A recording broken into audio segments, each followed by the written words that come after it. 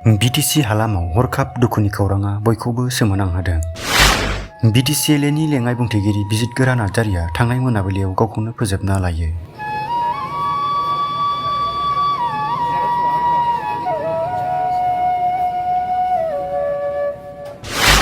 जाय जाथायखौ मानसिया माब्लाबाबो लुबैया बे जाथायखौनो खालामनानै सारा बिटिसिनि रायजोखौ दुखु होना गालांबाय बिजितगोरा आदाया। जेखौ मानसिया मालाबाबो लुबैया, जेखौ मानसिया मालाबाबो हास्थाया, नाथाय दिनै बेबायदि मोनसे घटना। मा दुखु मानि दाहा सोंनो सम गैया सोंनोबो सोरनाव। गावनि अनजालि बिसि आरो आंगो लोगोनि अनगायै सोर मिथिबावनो बुंदों बिक्रम दैमारिया। मानि थाखाय, माबोरै आरो मानि दुखुआव, मानि दाहायाव दा रावबो दिनै बुंनोबो हाया, सोंनोबो रावनावबो हाया आरो बेखौ सोंनायनिबो सम गैया। नै दाखालिसो लोगो मोनदोंमोन, दिनैनो गैला। गोसोआव सौग्राव फैदों, मानो बिदि जाखो?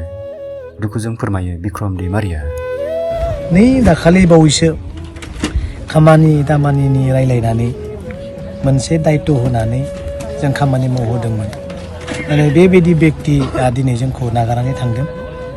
बेयो न'खरनिल' खहा नङा, जोंनि गुतै समग्र बर' रायजोनि बिटिसि रायजोनिनो खहा। बिजितगोरा नार्जारिया 22 नं दारांगाजुलि बिटिसि बियाबनिफ्राय बिजेपिनि सासे बिजाथिमोन आरो आथिखालाव Btclaनि सासे लेङाइ बुंथिगिरिमोन। बिथांनि हरखाब जिउ गोमानाया ओनसोलाव दुखुनि खौरां रिंखांदों। दिनै फुंनि 11 रिंगानिफ्राय बिटिसि सेक्रेटारियेटआव बिथांनि गोथै देहाखौ जोबथा बिदाय होनाय जायो। बे दुखुनि खौरांखौ लानानै TCLCCनि मासिगिरि बिक्रम दैमारिया दुखु फोरमायनानै ओरैबायदि बुङो।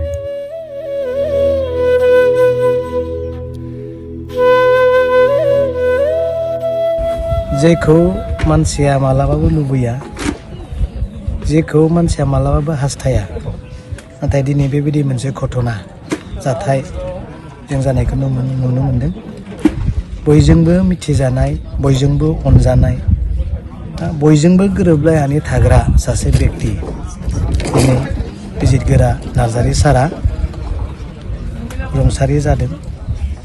मानि थाखाय, माबोरै आरो मानि दुखुआव, मानि दाहायाव दा रावबो दिनै बुंनोबो हाया, सोंनोबो रावनावबो हाया आरो बेखौ सोंनायनिबो सम गैया। नाथाय बेखौल' जों दिनै गोसोआव मोनसे सौदावनाय फैदों। दिनै बिजितगोरा सारमोन बायदि बयजोंबो फ्रि, बयजोंबो रायलायनाय, रावजोंबो नांलायनाय खमलायनाय जों खोनाया। नै दाखालि बावैसो खामानि दामानिनि रायलायनानै मोनसे दायित्व होनानै जों खामानि मावहोदोंमोन। माने बेबायदि बेक्तिया दिनै जोंखौ नागारनानै थांदों। बेयो न'खरनिल' खहा नङा, जोंनि गुतै समग्र बर' रायजोनि बिटिसि रायजोनिनो खहा। आरो मोनसे समाव थैनायखौबो फेजेननाय बायदि गिथावना समखौबो बिथाङा बारबोनानै दिनै बेसिम स्टेजाव फैदोंमोन। बयजोंबो मिथिजानाय आरो मोनसे रायजोखौ नायनो थाखाय मोनसे बिबानखौ मोनदोंमोन। नाथाय मानि थाखाय जे बेबायदि सोमोनांथाव आरो गनायनो हायै जाथाया जाखो, दिनै जों बेखौ मोनथिनो हाला।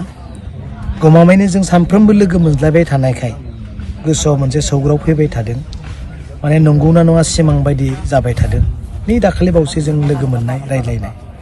दा जिहेतु घटनाया जानानै थांबाय, निस्सय बिनि जाहोनाव मा दङमोन, मा दुखु दंमोन, मा दाहा दंमोन, मा दङमोन, गावनि अनजालि बिसि बा गावजों लोगोसे थाफाग्रा, सानफ्रोमबो अरायबो सुखु दुखु थाफाग्रा लोगोफ्रा एसेब्लाबो मिथिनोबो हागौ बा फोरमायाखैबो जानो हागौ।